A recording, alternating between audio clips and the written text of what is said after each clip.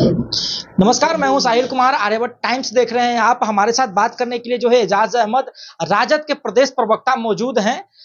बिहार में जो बढ़ते मतलब कि अपराध कांड को जो है देख रहे हैं आप, तो ये लगातार निरंतर बढ़ते ही जा रहा है, जो रोकथाम करने का नाम नहीं ले रहा है। नहीं जो है सरकार जो है उस प्रकार से स्वस्थ दिख रही है कि इसको रोकने में जो है मतलब कि कामयाब हो। क्या कहिएगा इस पे? देखिए, सरकार के स्तर से अब अपराधियों पर लगाम नहीं लगाया जा सकता है। सरकार का एक बाल समाप्त हो गया है, सरकार की सोच समाप्त हो गई है, शासन प्रशासन पस्त पड़ गया है और जो अपराधी है वो पूरी तरह से मस्त है। अपराधियों का मनोबल अब इतना बढ़ गया है कि आम तो आम, खास लोगों के साथ भी घटनाएं हो रही हैं। आज ही माननीय विधायक की पत्नी का गले का चेन छीन लिया गया। आप जैसा कि बता रहे हैं कि पूर्व विधायिका को धमकी दिया गया। इस तरह के मामले अनेकों हैं। हत्या हो रही है राजनीतिक कार्यकर्ताओं की। मुकेश सहनी के पिताजी की हत्या हुई और मामले पर अब तक सरकार के स्तर से फाइंडिंग जो सामने आना चाहिए वो नहीं आ पाया है। इस तरह की राजनीति लगातार हो रही है और इस तरह के अपराध लगातार हो रहे हैं और इस पर सरकार के लोगों का चुप्पी स्पष्ट करता है कि कहाँ बिहार में सरकार का एक बाल चला गया है।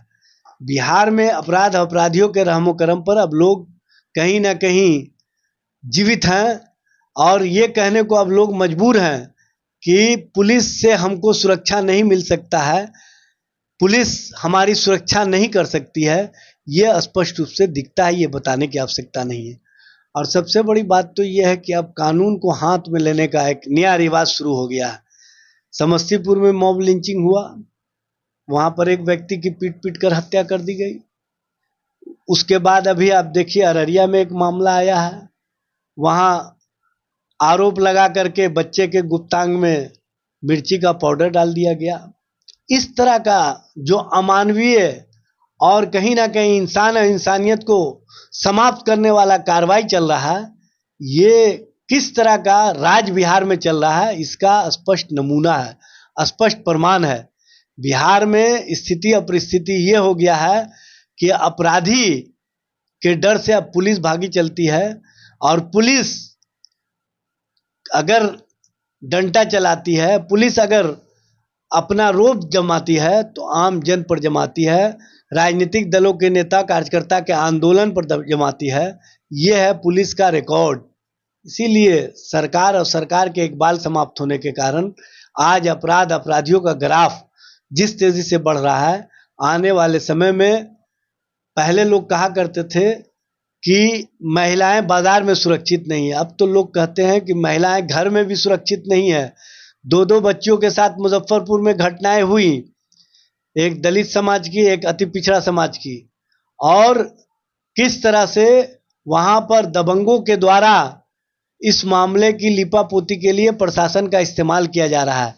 2 दिन पहले उनकी माता और पिता यहाँ पटना में ही राष्ट्रीय जनता दल के कार्यालय में आकर के प्रेस ब्रीफिंग में बताने का काम किए थे कि पुलिस दबाव बना रही है कि अपनी बेटी के हत्या को तुम आत्महत्या कहो, अगर नहीं कहोगे तो तुमको हम मार मार करके कहलवाना शुरू कर देंगे।